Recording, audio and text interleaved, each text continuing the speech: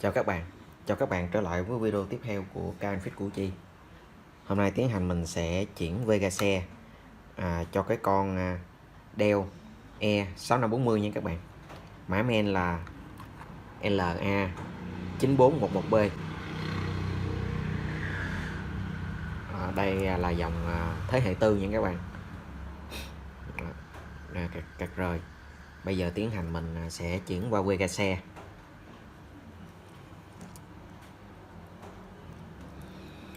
Thì ở cái dòng này bắt đầu mình sẽ tiến hành mình sẽ làm hai bước nha các bạn. Đầu tiên mình sẽ cách ly nguồn Vega rời nha các bạn. Vega nguồn cấp cho con chip Vega rời đây nha các bạn. Mình sẽ cách ly ở vị trí này. Cho cái con Vega này ngắt cái nguồn cấp cho Vega, rồi tiến hành mình sẽ ngắt ba cái zoom này nha các bạn.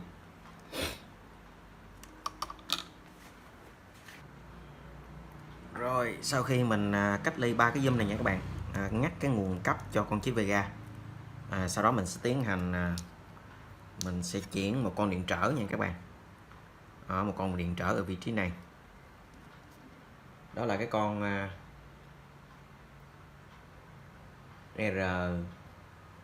R803 nha các bạn.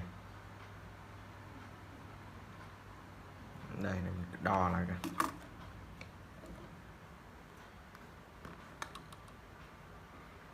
Đang nói dương mát dương mát.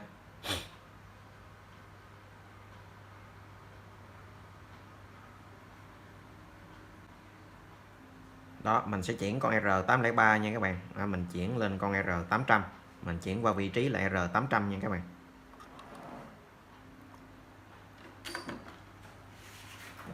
Đây mình sẽ để gần cho các bạn quan sát.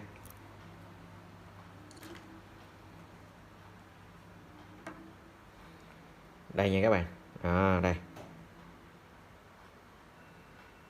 Đây là vị trí R803 nha các bạn. Mình sẽ chuyển qua vị trí R800.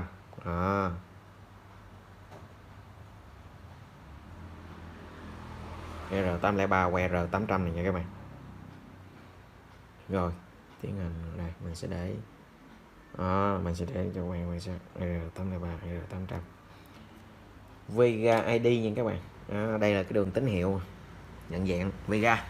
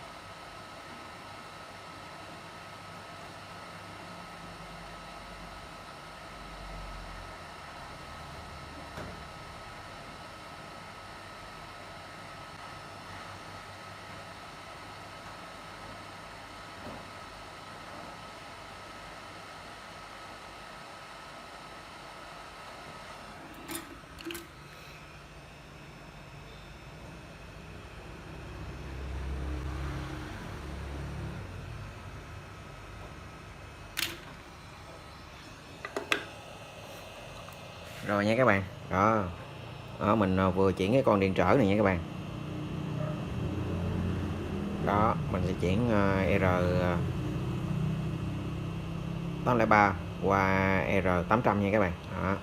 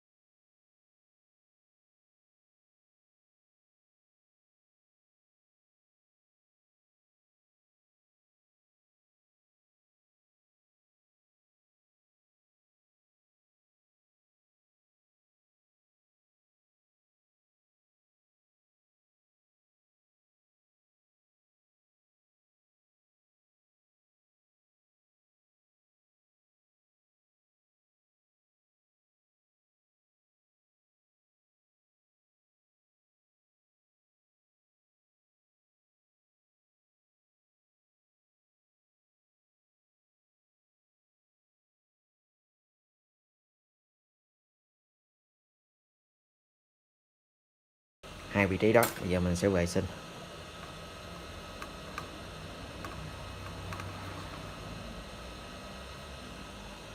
Rồi, ở cái dòng E6540 này nha các bạn, mình chỉ cần xử lý hai cái vị trí đó. Một là con R803 mình dời qua R800 nha các bạn. Và hai là mình sẽ ngắt nguồn Vega, nguồn cấp cho chiếc Vega R nha các bạn. Đó, mình ngắt 3 cái zoom. Rồi bây giờ bắt đầu mình sẽ tiến hành ráp CPU và RAM vào để mình thử xem cái máy có xuất hình không nha các bạn.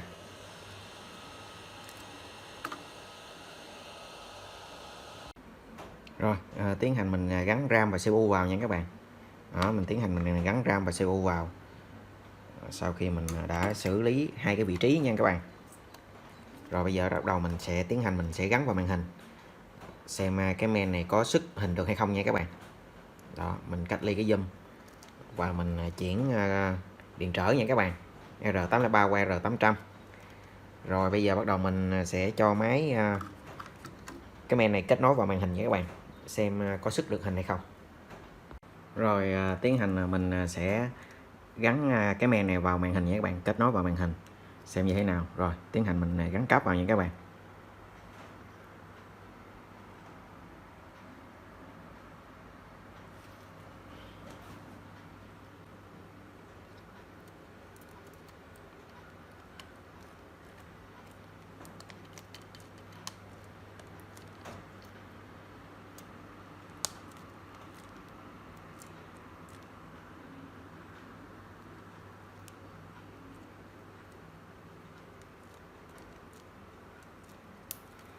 Rồi tiến hành mình sẽ cắm nguồn nha các bạn.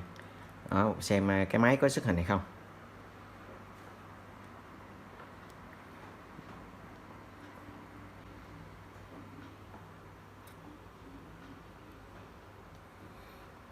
Cái dòng này không có pin CMOS sẽ tự kích nha các bạn.